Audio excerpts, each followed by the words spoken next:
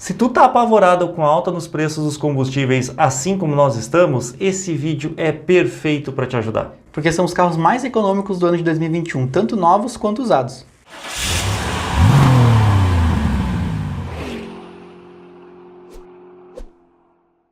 Bom, para mostrar então os carros mais econômicos, eu dividi em várias categorias para facilitar para vocês, e inclusive estão todos eles em ordem de consumo energético, que é o chamado de megajoule. Mas também tem o consumo em quilômetros por litro, na cidade e na estrada, sempre utilizando gasolina e a classificação deles aqui no Inmetro. Só para vocês entenderem, megajoule é a forma oficial de se medir o quanto tu precisou de energia para fazer um certo esforço. Claro que isso representa, na prática, o quanto tu vai gastar de gasolina por quilômetro rodado, ou etanol. A gente sabe que o etanol é mais ou menos 30% a menos, então para facilitar a gente vai usar só a gasolina. E, inclusive a gente usa esse mesmo método para os elétricos, que vão estar aqui também. É verdade, isso é muito importante. A única maneira da gente comparar os elétricos com os carros a combustão é usando a fórmula de gasto de energia. Mas uma coisa é mais importante ainda, se tu gostar de qualquer um desses carros aqui e ficar interessado nele, provavelmente tu vai querer comprar e tu vai, assim, sei lá, ter que vender o teu antigo, né? A Carup é a solução ideal para vocês. Tanto que eu anunciei o meu carro com eles e tô gravando um vídeo, vou mostrar em breve todo o processo. Primeiro, ele é um site perfeito para quem não gosta de vender carro, porque eles fazem toda a negociação por ti. Eles te assessoram desde o primeiro momento até a conclusão, garantindo que tanto o vendedor quanto o comprador do carro vão sair muito satisfeitos na negociação. Carup é a solução ideal para quem precisa vender o seu carro e não quer ter dor de cabeça. Eu separei aqui os hatches, Felipe, em subcompactos, compactos, médios não tem mais, né? Mas por que o subcompacto? Porque eu acho que Kwid e Mob são muito menores do que os outros e têm motores e pesos muito diferentes. Por isso que eu acho que eles são subcompactos. É porque são realmente bem compactos. Pequenos. Então, o Kwid é o mais econômico da categoria e o Mob é o segundo mais econômico. Ambos usam motor 1.0 de 3 cilindros. Não, o Mob usa de 4 cilindros. Aí é que está a grande diferença, né? O Mob até já teve a versão Drive 1.3, mas ficou um ano e pouco no mercado, e justamente porque era o motor mais moderno, também era mais caro. Neste caso, o motor do Kwid é mais moderno sim que o motor do Mob. Mas mesmo assim é muito pertinho um do outro ali, tá? E em relação a preços também, tanto o preço do zero quanto o preço do usado é basicamente igual. Tá, tudo bem. Eu sei que carro compacto é legal para andar no dia a dia e tal, mas tem pessoas que precisam, às vezes, de um pouquinho mais de espaço para levar um filho, a mãe, a avó e tal, querem ir no supermercado fazer compras, precisam um pouco de porta-malas. Vamos para a categoria dos hatches de verdade, aqueles que têm um pouquinho mais de espaço. Pelo menos tem uns 300 litros de porta-mala aí, quase, né? Perto disso. Bom, aqui eu fiz os 5 melhores e a Chevrolet e a Hyundai dominam. Tá? A Chevrolet dominando com o Onix com motor 1.0 aspirado com o seu câmbio de 6 marchas, ou seja, bem interessante. Tu consegue aí comprar por R$70 mil um zero e R$63 mil um usado aí no mercado. Depois vem o Argo, olha o Argo aí, né, com o seu motor 1.0 também 3 cilindros Firefly, com câmbio de 5 marchas, ele consome um pouquinho mais do que o Onix, só que ele é mais barato, você encontra valores bem mais baixos, tanto no zero quanto no usado. Usado então, bem mais baixo, porque ele foi lançado antes, né, desde 2018 já tem o Argo, enquanto que o Onix só no final de 2019. Depois voltamos ao Onix, só que com o motor 1.0 turbo, Felipe. Aí esse anda muito bem e gasta muito pouco. E com o câmbio manual. Vocês viram que por enquanto não tem nenhum câmbio automático, né? E nem vai ter. Os 5 melhores o câmbio automático não tem. É, que vocês sabem que o câmbio automático é conforto e infelizmente ele tem um pouco de perda de energia através do conversor de torque. Em quarto lugar o HB20. Com 1.0 também aspirado, e aí o câmbio de 5 marchas não é tão bom quanto o de 6 marchas da Chevrolet, é um pouquinho mais gastador e os preços são mais baixos também que o da Chevrolet. O HB20 sempre foi um pouquinho mais gastador que os outros, né? Sempre foi, mas ainda assim é melhor que vários que outros, né? Porque ele está em quarto lugar. E neste ano de 2021, a Hyundai lançou o HB20 1.0 Turbo manual, que até então não tinha, era só automático. E aí ele aparece aqui na quinta colocação. Então ele tem um preço um pouco elevado ali de R$81 mil zero, e usado ainda não tem porque é um carro que recém foi lançado. Diga-se de passagem, agora a justiça foi feita, né? Afinal de contas, a gente sempre comparava o HB20 automático, turbo, com o Onix Turbo manual. Aí era injusto.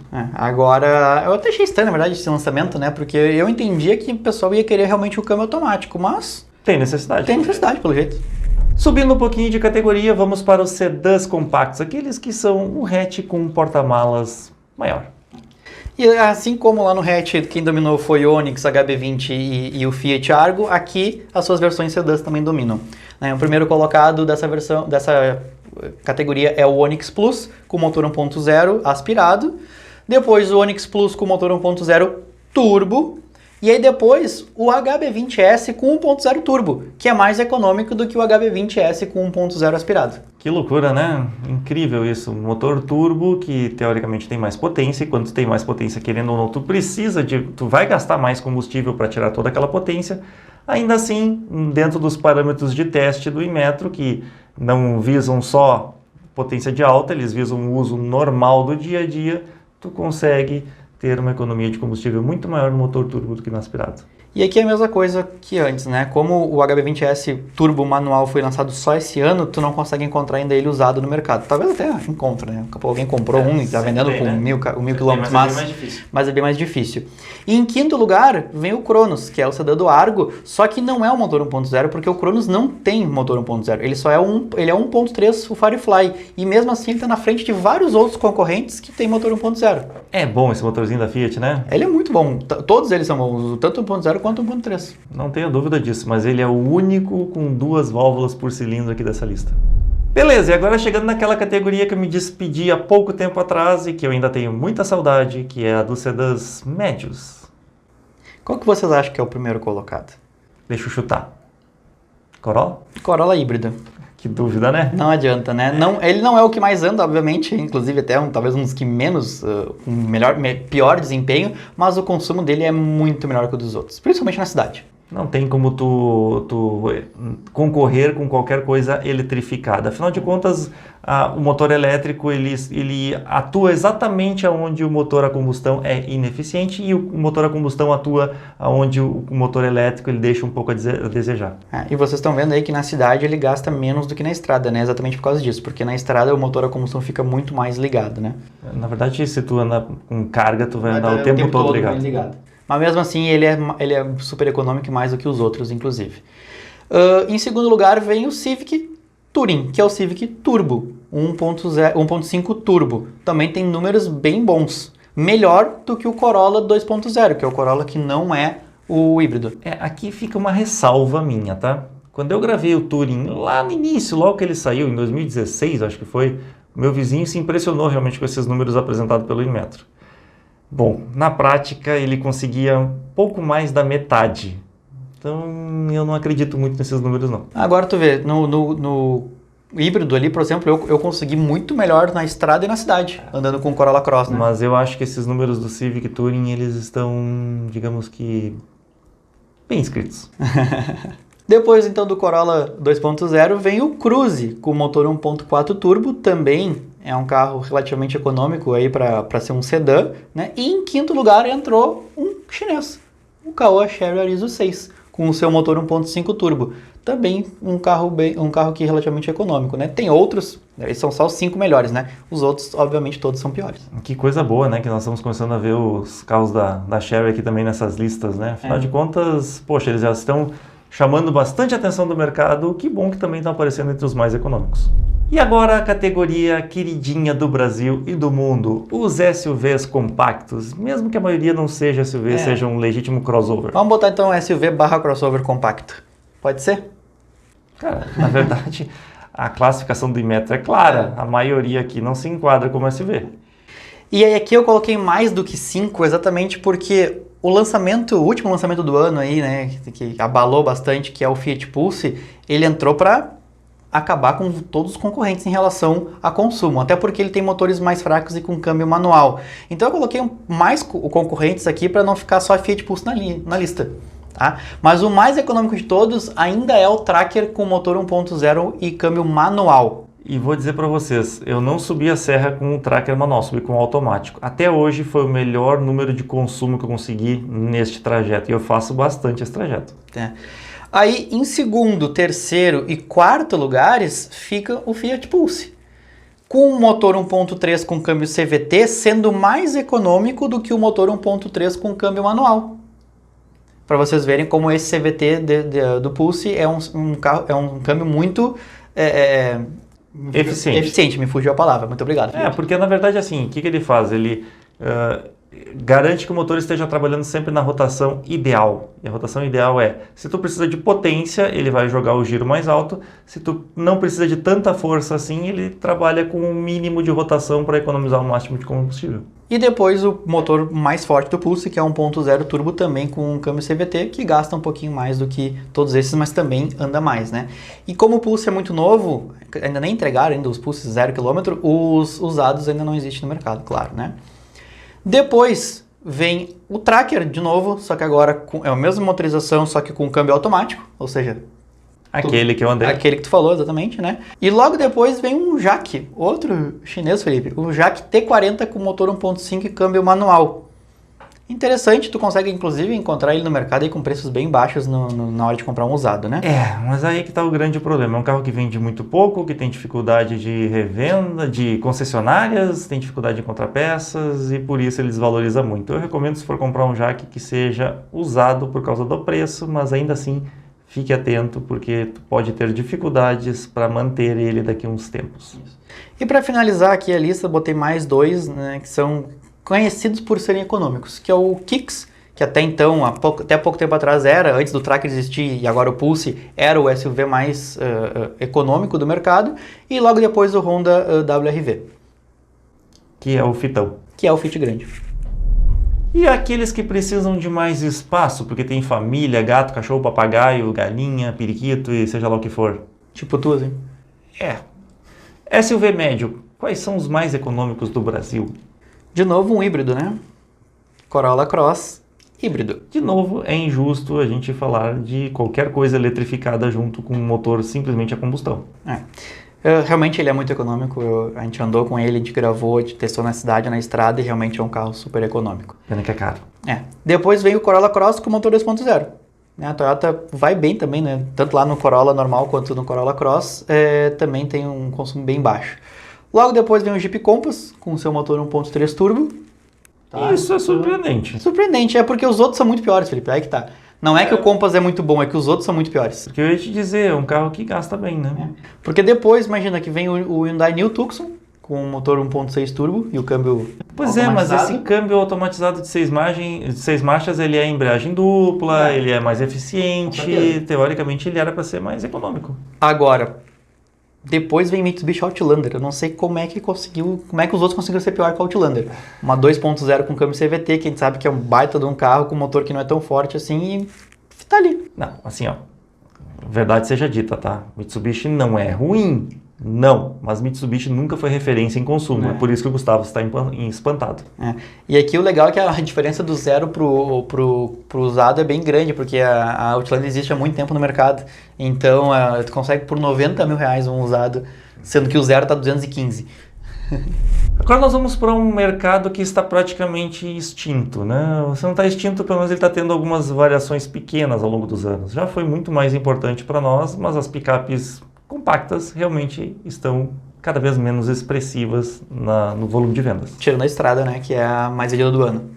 A estrada é um... O carro mais vendido do ano, né, somando todos os carros que existem no Brasil hoje. Pois essa é difícil de se explicar mesmo. Inclusive ela, nessa nova geração, é a mais econômica delas, né. Primeiro com o motor 1.3 Firefly, que é o mesmo que é utilizado lá no Cronos, que já apareceu aqui, super econômico, e depois com o motor 1.4 Fire, que é aquele que existe há 50 anos, sei lá quanto tempo já faz que esse motor está no mercado. Arcaicozinho, né?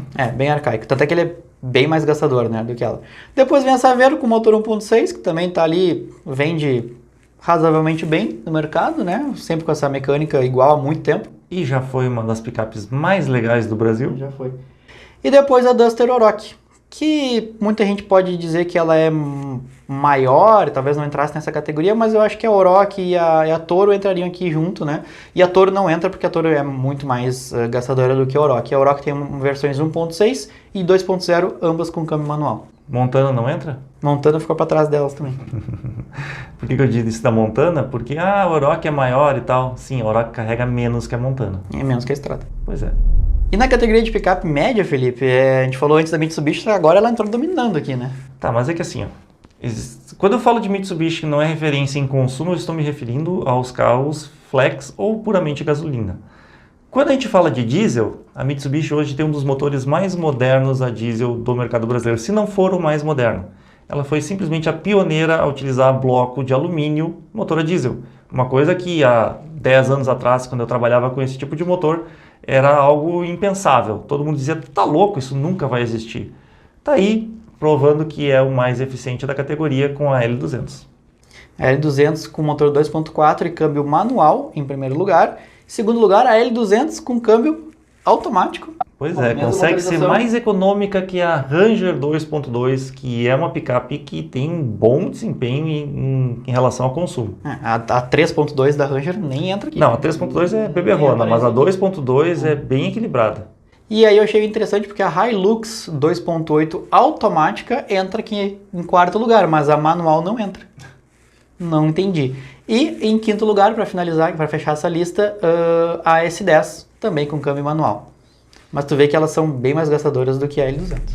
Mas se antes eu falei que as picapes compactas estavam em extinção, essa categoria dos monovolumes é realmente a que mais está sofrendo com o tempo. Tem muita gente que diz que o Fit é um hatch. Para mim, ele é um monovolume, tá? Por isso que ele está entrando nessa categoria aqui. É, porque ele é um hatch com muito espaço interno, né? Então, o Fit fica em primeiro lugar e em segundo lugar com o motor 1.5 CVT. Ó, de novo, o CVT é mais econômico do que o manual, né? Depois vem a Spin com motor 1.8, primeiro com câmbio manual e depois com câmbio automático de 6 marchas. E finalizando aí com o Fiat Doblò, coitado, é absurdamente gastador, ele tá ali só para cumprir tabela, né? Porque não tem ninguém atrás dele, né? É, mas eu vou dizer que a Spin, ela é surpreendentemente econômica, viu? A gente andou aqui e tem avaliação completa aqui no canal também. E eu gostei bastante. Sim, a Spin ela fica bem perto do Fit. Não, né? eu gostei muito desse carro e é muito mais prática do que o carro, que o Fit. Claro que nós estamos falando de um carro que tem um design tanto quanto esquisito. E é claro que os SUVs de 7 lugares não podiam ficar de fora dessa lista. E quem está em primeiro com o melhor consumo de todos? Commander Jeep. Mas não é o que eu comprei. É a versão a diesel. É. Cara, é um... Bom, tu andou. Fala um pouquinho. Não, é um carro demais, cara. Eu não vou nem falar muito porque depois vão me chamar de vendido. A verdade é que eu gostei tanto que eu acabei comprando. Só que os 60 mil não se justificaram no meu caso porque, afinal de contas, eu não rodo tanto assim. Para quem roda, aí está a diferença. É, sim, uma baita de uma vantagem. Em segundo lugar, entra mais um chinês aí, o Caoa Chery Tiggo 8. E esse é surpreendente em vários sentidos, não é só no consumo, viu? É um carro bem interessante, confortável. Sempre digo, é o que a minha esposa mais gostou até hoje que a gente pegou aqui para gravar. E anda muito bem, além de gastar pouco. Depois veio o Commander Flex. Olha aí, que é o mesmo motor do Compass, que já tinha aparecido numa outra categoria. Gasta mais, eu sei disso, mas não tem problema, eu estava ciente, vou rodar pouco, eu queria mais era conforto e a tecnologia que o carro oferece. Logo na sequência vem o Jaque T80, mais um Jaque aparecendo aí. Mas esse eu não compraria. Mas nós estamos falando de econômico aqui, beleza? E para fechar aqui, os dois gigantões SW4 e Trailblazer. Pois é, e aí tu vê uma coisa interessante, né? A gente sabe que, poxa, são veículos muito maiores, com chassis, com suspensões mais robustas e tal, mas, poxa, as duas são a diesel e gastam muito mais do que carros flex. Sim. Então, bom, enfim, né? Como tu disse, né? O peso dela é absurdo, né? O tamanhão dela, né? Exato, são veículos para quem realmente precisa carregar muito peso e enfrentar estradas muito pesadas o dia inteiro.